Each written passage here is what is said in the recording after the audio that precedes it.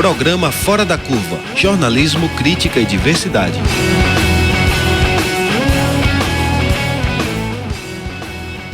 Bom dia, ouvintes das rádios universitárias 99.9 FM e 820 AM. São 11h30 da manhã e começa agora o Fora da Curva, o programa que fala o que a maioria cala. Eu sou a Manina Aguiar e estarei com vocês todas as terças-feiras, sempre das 11h30 ao meio-dia.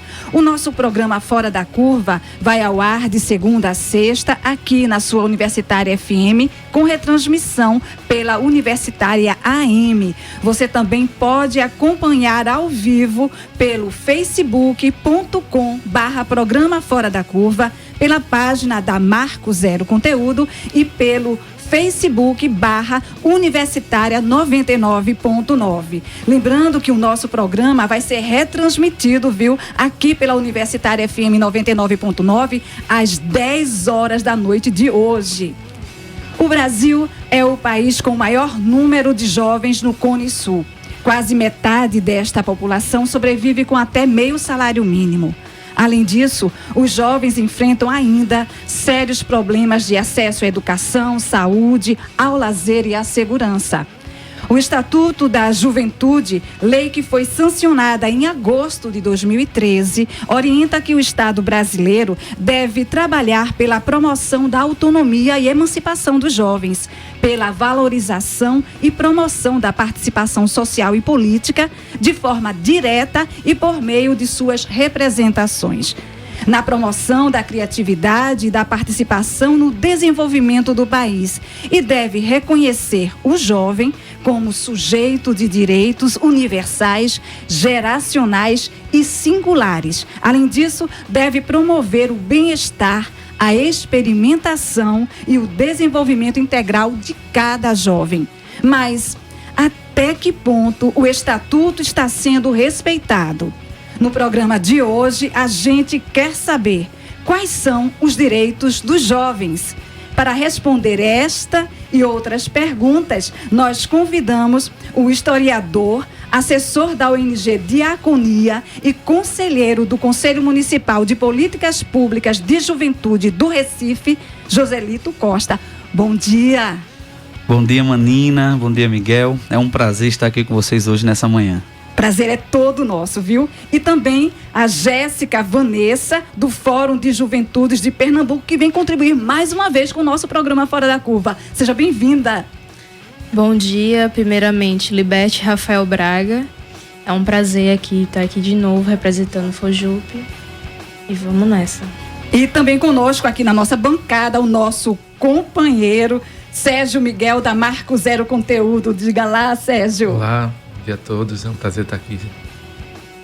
Joselito, começamos por você. Ok, vamos lá. O Estatuto da Juventude está sendo respeitado aqui no Brasil, hein?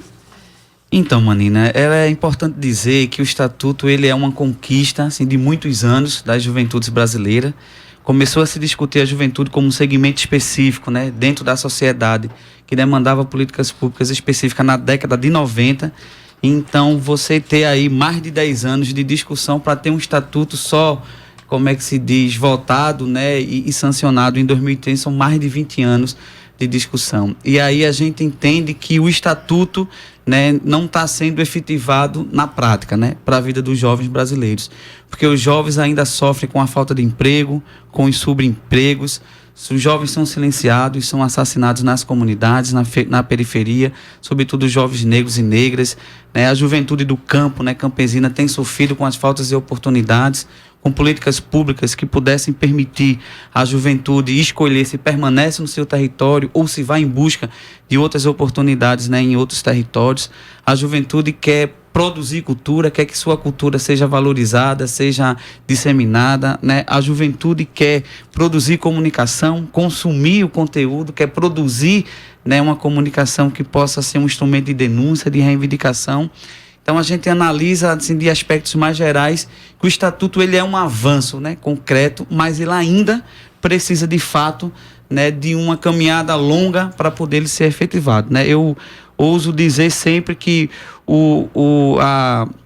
a conquista do Estatuto, ele na verdade fecha um ciclo, né? Mas a gente não pode, enquanto jovens, enquanto, né, movimento da sociedade civil, esmorecer na luta, né? Ele fecha um ciclo e abre um novo ciclo, que agora é o ciclo para que o Estatuto seja, de fato, efetivado na prática na vida dos jovens brasileiros. Jéssica, então, ele falou tanto, né, da juventude, e que direitos são esses que a juventude tem? Bom, a juventude, dentro do seu campo, ela tem direito à educação, direito à saúde, direito ao lazer, direito à educação de qualidade, direito ao transporte público, né? Direito a viver e direito à vida também, né? Diante de todos os processos do Estatuto da Juventude, a gente com 11 eixos que diz que a juventude tem direito à cultura, à saúde, à educação, à diversidade, a uma comunicação democrática, né? E aí a gente passa por esse trâmite de processo de políticas públicas sucateada pelo Estado e a gente não consegue obter todos esses eixos que a gente tem dentro do Estatuto realmente sancionado ou colegiado mesmo para a juventude, né? E aí a gente vê que a gente não tem uma educação de qualidade, a gente não tem uma cultura, a gente não tem saúde, a população negra morre no SUS, né? A população negra não consegue ter um ensino, uma base de ensino bom, porque o Estado ele não consegue promover a educação para a população em torno de contexto geral, e principalmente para a população jovem, né? Então, é isso, assim. Olha só, Jéssica, o Fórum de Juventudes de Pernambuco, o FOJUP, que você participa, denuncia na sua página do Facebook que a aprovação das reformas de ensino médio, da reforma trabalhista, da PEC dos gastos, da lei de terceirização, podem limitar o direito ao ensino superior e as oportunidades de trabalho para a população jovem do país. Então, o que é que vocês têm feito para alertar a população sobre todas essas ameaças? Primeiro, a gente já trabalha em grupos, em coletivos, né? A gente é um fórum, tem diversos coletivos e a gente faz diversas plenárias, onde a gente consegue discutir o tema, né? Então, a única plenária que a gente teve foi justamente sobre a reforma da Previdência Social, o que impacta na vida da juventude, que a gente vai morrer e trabalhar e não vai conseguir se aposentar. Primeiro, a gente não sabe se a gente não vai conseguir chegar aos 29 anos, né? Com esses términos aí que tá. Então, a gente vem dialogando, discutindo, né? E debatendo também, alertando as próprias comunidades onde os próprios coletivos já atuam, né? Para discutir e levar essa informação para a população da periferia também. Olha, eu vou fazer uma pergunta agora a Joselito, mas se Sérgio quiser também contribuir... É só uma questão. A gente tem falado aqui de uma série de direitos que são desrespeitados. Aí a gente já tem uma série de leis que estão sendo, de projetos de lei, de emendas à Constituição que estão sendo feitas, que prejudica toda a população. Como essa redução, essa PEC dos gastos, essa reforma do ensino médio, todas essas coisas que impactam toda a população e o jovem. E tem uma série do pós-golpe, uma série de esqueletos que estavam guardados ali num congresso de leis, leis que prejudicam a juventude especificamente, que estavam ali adormecidas e que com o golpe elas começam a voltar à tona. Em março, a Marco Zero fez um levantamento de algumas dessas propostas que estão no Congresso, que atingem diretamente. Tem muita coisa. Por exemplo, redução da maior idade penal. São 4 PECs de proposta de emenda à Constituição que tramitam, que querem reduzir, uns mais, outros menos, mas com essa temática de reduzir a maioridade penal. Redução da idade mínima para admissão no emprego. Existem 6 propostas de emenda constitucional no Congresso tratando disso. Aumento do tempo de internação dos jovens. Tem projetos de lei para reduzir isso, para que ele passe mais do que os 3 anos que são. Tal. Então tem uma série de pela lei do Estatuto, né, da discutindo isso que afeta diretamente ao ECA.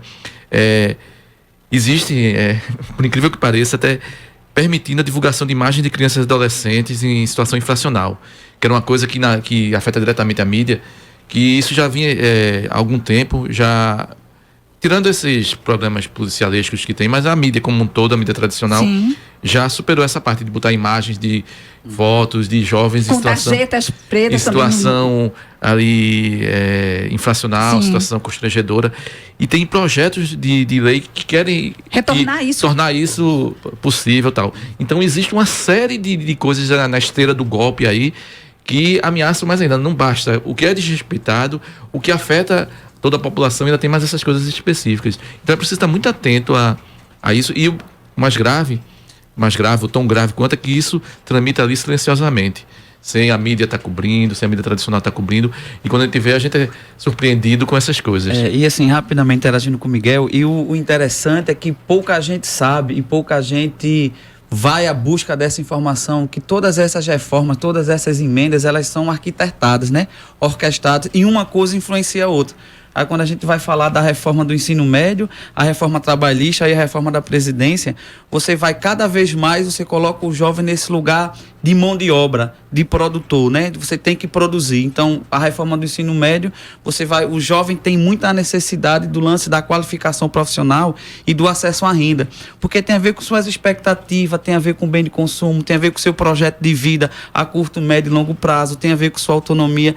Então, tem a ver, inclusive, com a ajuda que ele quer retribuir à família, para também do estar sustento da contribuindo. família, do sonho, né, de ter uma condição melhor, de poder dar uma condição melhor à sua família. E aí você tem um governo que vende o jovem cada vez mais nesse lugar de trabalho. Então você sai do ensino médio e vai trabalhar.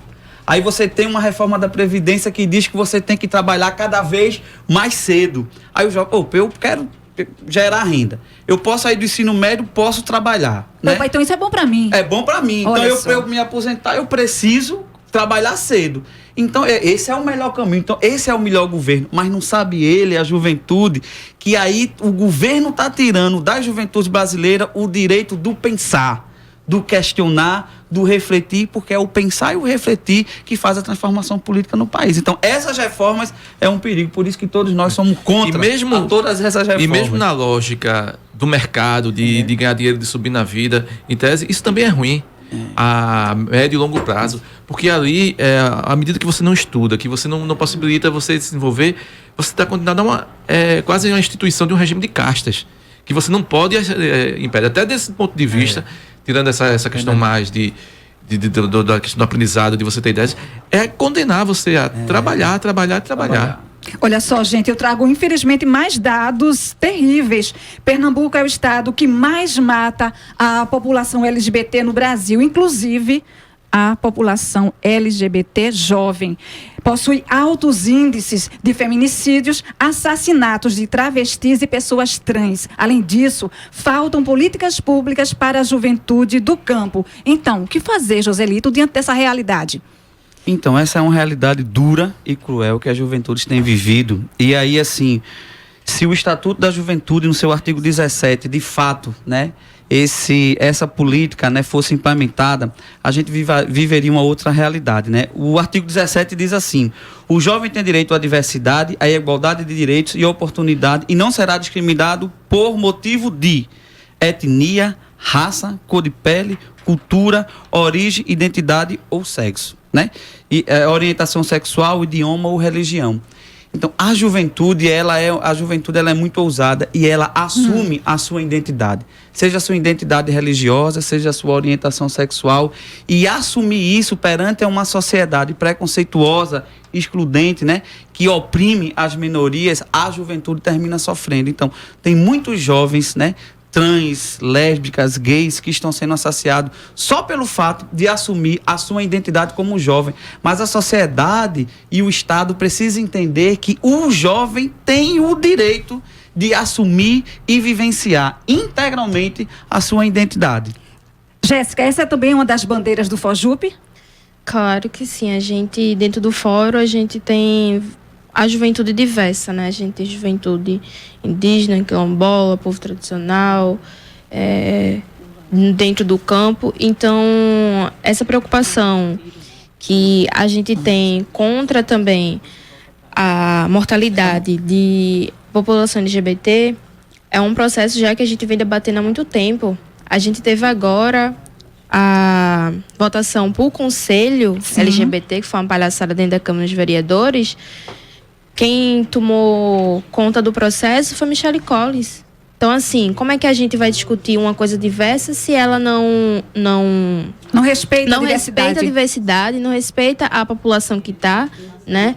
Primeiramente, o que foi feito foi separado LGBT por um lado e cristão para o outro. Veja que confronto. A gente não consegue, a gente não tem uma questão democrática, né? Não é democrático, para discutir um tema tão importante no estado de Pernambuco, né? Então, é um processo muito, como posso falar, difícil. Bem difícil. E aí é cada dia mais a gente lutando pra gente poder sobreviver. Porque a gente que é jovem anda com a morte no bolso, né? Então a gente tá nesse processo de dizer que a gente quer viver e não quer morrer, né?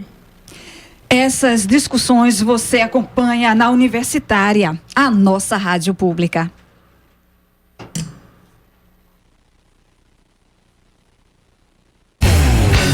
Fora da Curva, jornalismo analítico na Rádio Universitária, a nossa rádio pública. Muito bem, nós estamos de volta. O tema de hoje é a juventude. O Atlas da Violência 2017, lançado pelo Instituto de Pesquisa Econômica Aplicada, o IPEA, e o Fórum Brasileiro de Segurança Pública este mês, revela que homens, jovens, negros e de baixa escolaridade são as principais vítimas de mortes violentas no país. A população negra corresponde à maior parte, 78,9% dos 10% dos indivíduos com mais chances de serem vítimas de homicídios. O estudo revela que o assassinato de jovens do sexo masculino entre 15 e 29 anos correspondeu a 47,85% do total de óbitos registrados no período estudado. Joselito, como vocês analisam esta situação?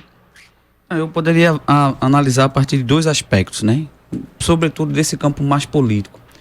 O primeiro é que a ausência de políticas públicas específicas, né, para a juventude, que venha a suprir as necessidades dos jovens, para que os jovens possam cada vez mais se reconhecer e ser protagonistas de suas histórias, coloca a juventude nesse lugar de vulnerabilidade. E, por outro lado, tem uma questão que é, no nosso ponto de vista, é o não reconhecimento do Estado, né, e aí seja do Estado brasileiro, né? Por mais que o estatuto ele seja um marco político, né, que coloca o jovem nesse lugar de sujeito de direito, né, o Estado brasileiro não reconhece, não valoriza e não cria as condições para que o jovem se efetive nesse lugar. E uma outra coisa que vai, né, que reforça talvez um pensamento contrário, que é o seguinte: o jovem ele é ousado, o jovem é destemido, o jovem é questionador, né? A força e a vitalidade, né, do seio da juventude levanta multidões, contagia as massas. Os jovens, né, lidera as massas, né? Tá aí as jornadas, né, de junho, né, o Vai às Ruas, que começou com um movimento de juventude. Foi os jovens que lideraram e acordaram esse país para fazer um contraponto político. Então, esse movimento que brota e que surge, né, que tem força da juventude, logo ele é visto, né, pelos poderosos como uma ameaça ao poder. Então, silenciar as juventudes, né, exterminar a juventude é um caminho mais prático e mais rápido de não se sentir ameaçado de perder o poder. Então, a nossa juventude está morrendo, está sendo silenciada pela sua capacidade também intelectual e o seu poder de mobilização. Porque essa juventude move o país, porque nós somos metade da população. E nós, sendo a metade da população, se essa juventude de fato se mobiliza e tem as condições políticas para, a juventude conduz esse país num rumo muito mais de justiça e de igualdade. Então, o caminho mais fácil é silenciar e exterminar a juventude. E a gente Jéssica, vive um ambiente de seletividade penal, de criminalização da pobreza, de racismo, e eu acho que o que melhor exemplifica hoje, a história que melhor exemplifica isso, até a Jéssica falou no começo, de Rafael Braga. A gente não viver num país, não é nessa época em que Acontece um caso com esse Rafael Braga, que para quem não está lembrado em casa, nessas jornadas de 2013, aqui ele não estava participando das manifestações, e ele estava indo para uma casa abandonada, onde ele dormia, ele vivia em situação de rua, às vezes ele estava muito distante da família dele morava, então ele vivia em situação de rua. Aí a polícia pega ele com uma garrafa de pinho-sol, ele é preso, condenado a 5 anos e 10 meses de prisão. Não, mas inicialmente, pelas jornadas, 5 anos e 10 meses, isso em 2013. 2015 para 2016, ele consegue liberdade, cumprir pena em regime aberto, vai sair com tornozeleira. Sim. E depois é armado uma prisão, uma falsa prisão em flagrante, onde os policiais, a única prova que tem é o depoimento do policial, que ele estava com 0,6 gramas de maconha e 9 e alguma medida que eu não sei de cabeça, de 9,3 gramas de cocaína. Ele é preso e condenado a 11 anos de prisão. Está cumprindo prisão. A defesa pediu provas, pediu algumas diligências, pediu para que fossem as imagens da câmera da viatura, fossem mostradas, a imagem da câmera da UPP, da polícia que estava na área, a imagem externa da câmera, da viatura, que tinha uma imagem extra externa. Pediu que fosse usado o GPS da tornozeleira para mostrar todo o percurso dele. E o juiz negou. Não é que não tenha... negou que fosse apresentado. Ele não permitiu que essas coisas fossem apresentadas. Ou seja, é uma prisão... Que tem cor, né? Então, o juiz essa seletividade penal. E para escancarar mais ainda isso, acontece agora, recentemente, o filho da desembargadora, que é preso com 129 quilos, munição, arma, quilos, né? antecedentes, e está solto.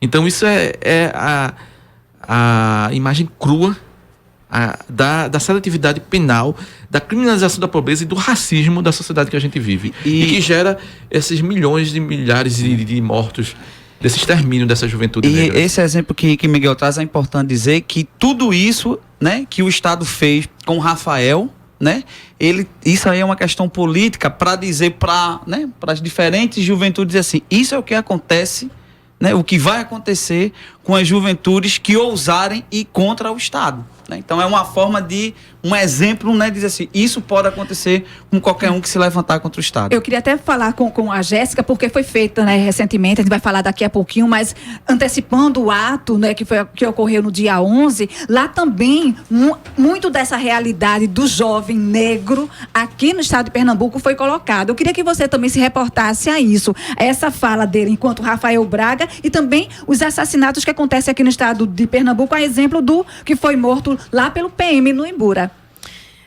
Bom, a gente vive num estado onde o racismo, ele tá com a antena dele ligada, né? Então isso a gente já sabe, é um processo de vida da gente já. E a questão de Rafael Braga, né? Como ele acabou de falar, todo esse processo, Rafael Braga ter sido preso simplesmente por portar pinho-sol. E aí a gente tem diversas construções, não só foi com Rafael Braga, mas teve vários outros jovens também que já foram vítima da polícia por não estar aportando nada, tá entendendo? Simplesmente ter sido preso, porque é negro, tá entendendo?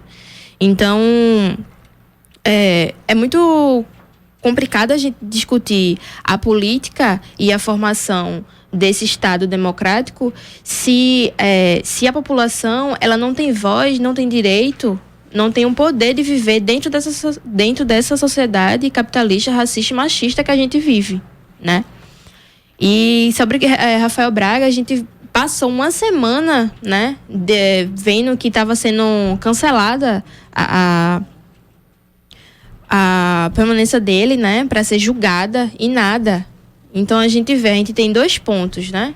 Um cara que foi pego com um monte de arma e droga, a mãe dele é desembargadora, então ele tá solto, porque ele tem algum problema mental, então ele tá lá. E Rafael Braga continua lá, sem assistência nenhuma, a família não consegue ver ele, né? Porque não tem condições financeiras.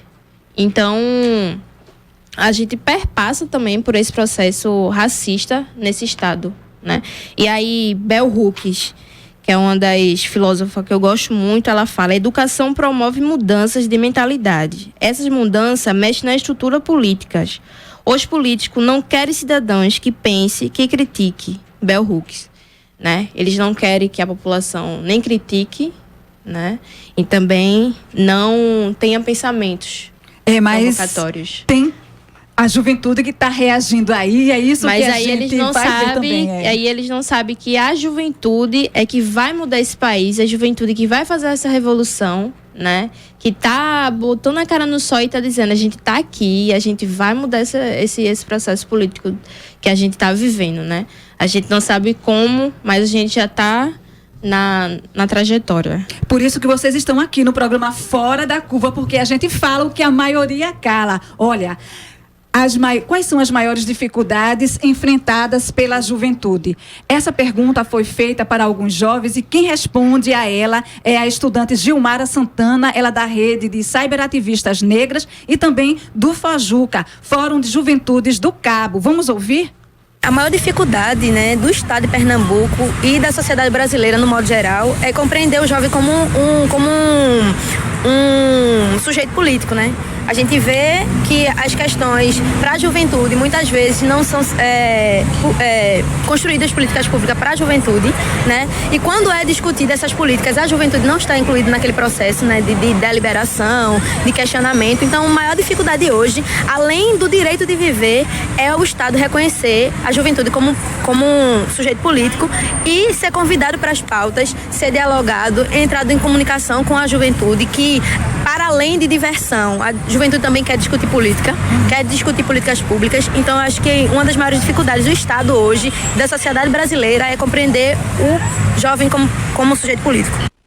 E o nosso repórter Matheus Luiz, acompanhou também a caminhada, viu, gente, do Fórum de Juventudes pelas ruas do Recife, realizada no dia 11 de agosto, sexta-feira passada, referente ao Dia Mundial da Juventude. Ele entrevistou também a integrante do FOJUP, Irene Késia. Vamos ouvir.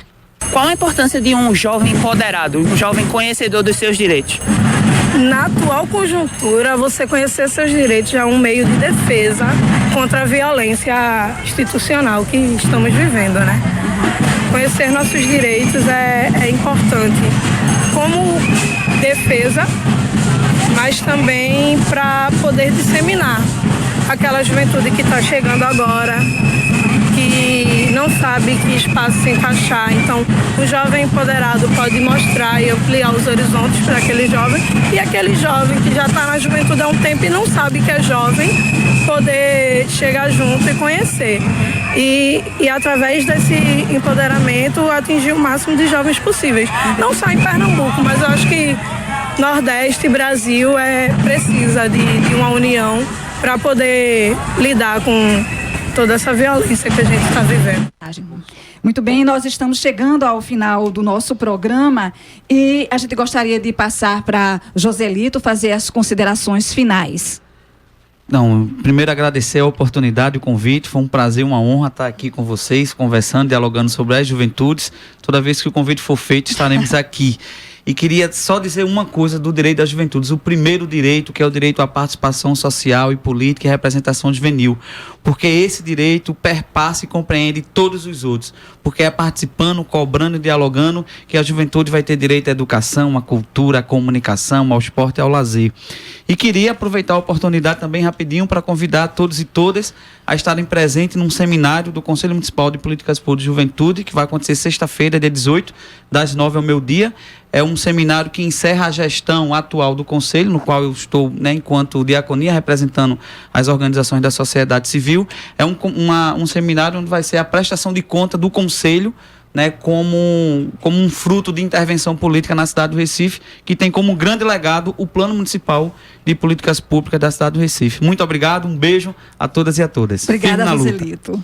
Eu gostaria de agradecer também o convite de estar aqui representando o FOJUP, e dizer para essa juventude que não desista dos seus sonhos, lute, continue nessa garra, sempre, que a gente, de mão dadas, a gente vai conseguir mudar e fazer a mudança, que se puder, leia o Estatuto da Juventude, veja os seus direitos, seus legados, A gente tem o Estatuto da Juventude, tem o Plano Municipal de Juventude do Recife.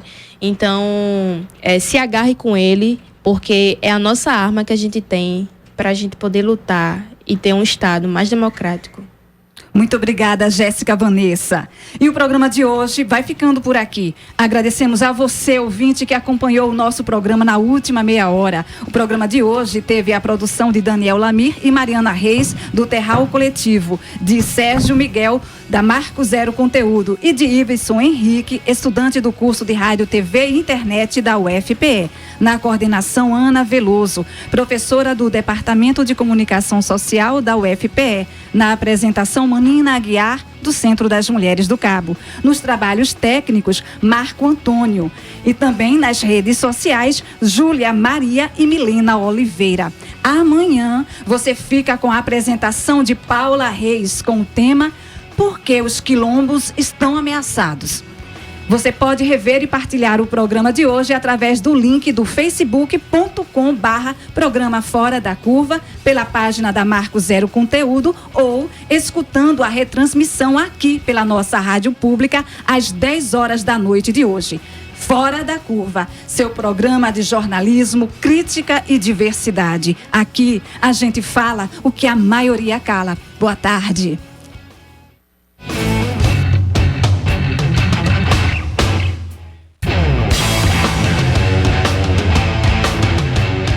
O programa Fora da Curva é uma realização do Departamento de Comunicação Social com o apoio do Departamento de Sociologia, do Núcleo de Design e Comunicação do Centro Acadêmico do Agreste e do Núcleo de Rádio e TV Universitária. Parceria com o Marco Zero Conteúdo, Centro de Cultura Luiz Freire, Centro das Mulheres do Cabo, Centro Sabiá e Terral Coletivo de Comunicação.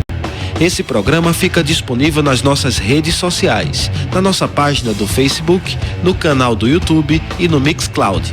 A música tema do nosso programa foi composta pela banda Diablo Motor.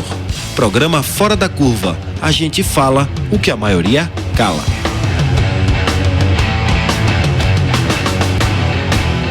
Doze horas e 2 minutos. Universitária.